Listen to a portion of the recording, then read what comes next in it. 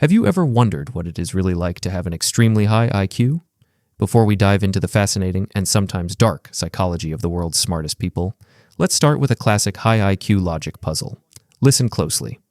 If Teresa's daughter is my daughter's mother, what am I to Teresa? Take your time to think about it. I will reveal the answer at the end of the video.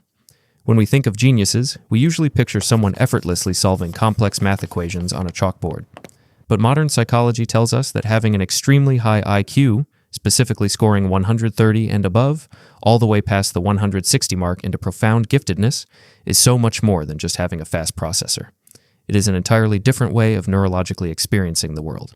In fact, if you have a high IQ, you might have some quirky daily habits that you didn't even realize were signs of extreme intelligence. Do you constantly talk to yourself? Research shows that talking to yourself is actually a hallmark of high intelligence, helping to clarify complex ideas and strengthen memory, a habit famously shared by Albert Einstein and Charles Darwin. How about your workspace? A cluttered desk might look disorganized, but studies indicate it actually boosts productivity and unconventional thinking. It was the natural environment for minds like Steve Jobs and Mark Twain. Highly intelligent people also tend to be night owls, and they frequently doodle during meetings, which psychology shows actually engages different parts of the brain and enhances memory retention. Another incredibly relatable trait is how they communicate. True geniuses aren't know-it-alls. In fact, they frequently say, "I don't know." This intellectual humility allows them to remain open to new evidence rather than blindly defending a bad idea. They also ask an unusual amount of clear, specific questions during conversations to build a deeper, systemic understanding of whatever they are learning. But beyond these everyday habits, what does the actual clinical psychology say about the gifted mind? Neuroimaging studies consistently show that gifted brains are structurally different, often having greater gray matter volume and more robust white matter connectivity. In a neurotypical brain, there is a massive neural pruning process that happens around age 8 or 9, but profoundly gifted brains often stay in an extended sponge phase, prioritizing rapid neural growth over organization. This means an exceptionally gifted child can process macro-level complexities effortlessly, like memorizing 200 digits of pi, but might completely forget to do basic daily tasks like closing the front door. For decades, researchers have tracked these minds. The most famous modern research is the study of mathematically precocious youth, or SMPY. Founded in 1971 at Johns Hopkins University, this is a planned 50-year longitudinal study tracking over 5,000 intellectually talented individuals.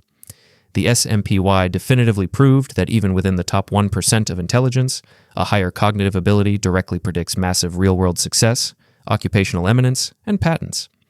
However, there is a steep psychological price for this brain power. The research reveals a much darker side to profound giftedness. According to a large study led by Ruth Karpinski, which surveyed over 3,700 members of Mensa, a society restricted to the top 2% of IQs, highly intelligent people suffer from mood and anxiety disorders at drastically higher rates than the general public. While about 10% of the general population is diagnosed with a mood disorder, nearly 27% of the Mensa members reported having one, along with a 20% diagnosis rate for anxiety disorders. Why does this happen? Clinical psychology looks to Kazimierz Dabrowski's theory of positive disintegration to explain it. Dabrowski identified that highly intelligent people possess innate overexcitabilities, meaning their nervous systems react to stimuli with extreme intensity. This isn't just intellectual intensity, it includes massive emotional, imaginational, psychomotor, and sensual intensities. Because of this, brilliant minds grapple constantly with fundamental questions about human existence, often leading to a profound phenomenon known as existential depression. They acutely perceive the flaws in society, feel the vastness of the universe, and experience deep psychological distress because they feel helpless to fix it. Then, there is the crippling social isolation. Pioneering psychologist Lita Hollingworth identified an optimum adjustment range. For IQ, between 125 and 155, where people are smart enough to lead but still frequent enough to find peers. But above an IQ of 160, things break down. Researchers describe a strict communication range, noting that genuine communication breaks down completely when there is a gap of more than 30 IQ points between two people. If you have an IQ of 160 or higher, the average person is effectively operating on a different cognitive wavelength. Their loneliness doesn't come from a lack of socializing, but from a devastating inability to find meaningful connections with intellectual equals.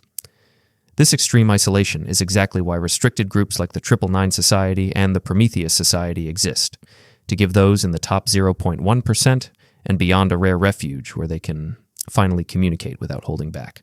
So the next time you feel like an outsider because you overanalyze a casual comment, keep a messy desk, or feel deep existential dread while everyone else is just watching TV, remember, you are not broken. You just might be operating on a vastly different neurological frequency. Now let's go back to our logic riddle from the beginning of the video. If Teresa's daughter is my daughter's mother, what am I to Teresa? Did you figure it out? The answer is daughter. The person asking the question is Teresa's daughter herself. Let me know if you got it right in the comments below. And if you want to keep exploring the deep psychology of the human mind, don't forget to hit that like button and subscribe. See you in the next video.